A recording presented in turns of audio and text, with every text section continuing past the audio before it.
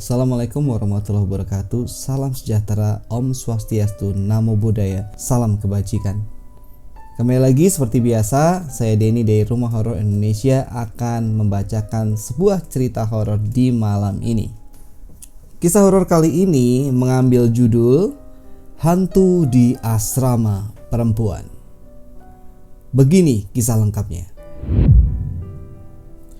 Sebelum para mahasiswa dihebohkan dengan kisah cerita hantu seram di asrama perempuan milik Pak Narto, beliau dulunya menjadi orang terkaya di kampungnya.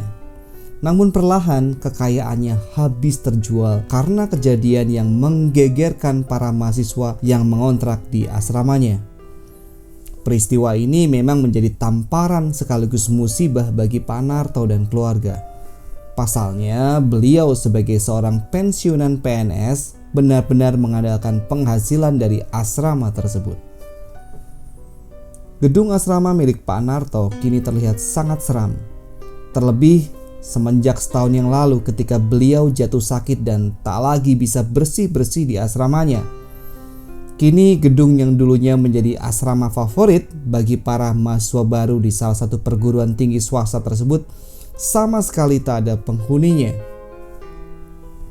Bangunan megah itu seolah terlihat sangat tua seiring memudarnya cat dinding bangunan.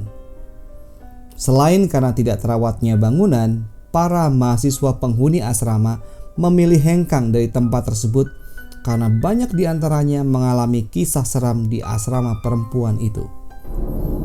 Para mahasiswa yang semuanya adalah perempuan banyak yang mengatakan pernah melihat berbagai macam sosok hantu di lingkup asrama. Sosok makhluk halus yang kerap menampakkan diri biasanya berwujud seorang perempuan seperti kuntilanak, pocong yang bergelantungan di atas pintu kamar mandi, sosok anak kecil berwajah pucat, sosok lelaki dengan kaki buntung, dan lain sebagainya. Salah satu kejadian yang paling menyeramkan pernah dialami oleh Diana. Meskipun ia telah beberapa kali melihat penampakan sosok kuntilanak di lorong tengah, namun peristiwa kali ini membuat Diana benar-benar takut, bahkan pingsan tak sadarkan diri.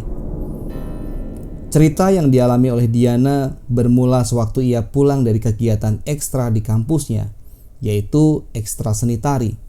Sekitar pukul 10 malam waktu setempat, Diana diantar pulang oleh temannya sampai ke depan pintu gerbang asrama. Perasaan merinding dan takut memang sedikit dirasakan oleh Diana. Terlebih semenjak penampakan kuntilanak beberapa waktu sebelumnya, dia jadi sering bengong dan melamun. Pada malam itu, suasana asrama sedikit berbeda dari sebelumnya. Selain karena hujan yang baru saja mengguyur seluruh daerah tersebut, rupanya selepas Diana berangkat mengikuti kegiatan kampus, lampu asrama sempat padam. Tak heran jika teman-teman dia banyak yang sudah terlelap.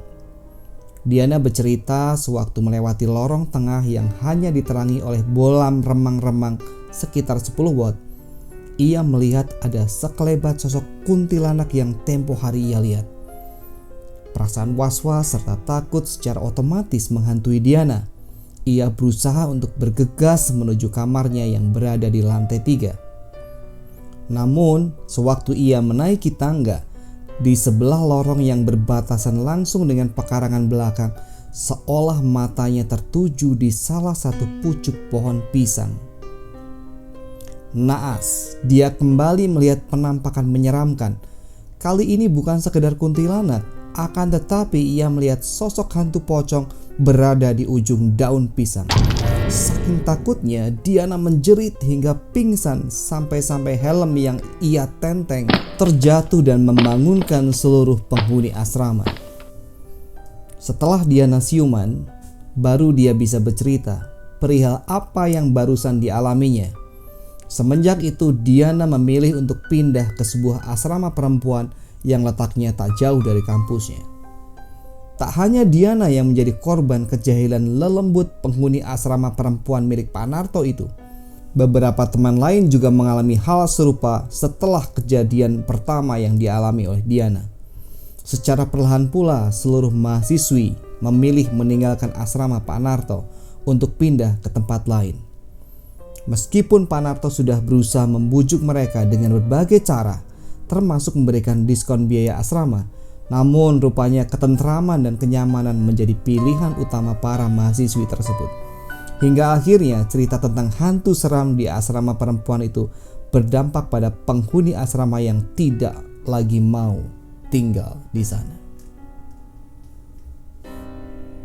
Oke, itu kisah horor untuk malam ini. Terima kasih sudah mendengarkan sampai selesai. Sampai bertemu lagi di cerita selanjutnya. Wassalamualaikum warahmatullahi wabarakatuh.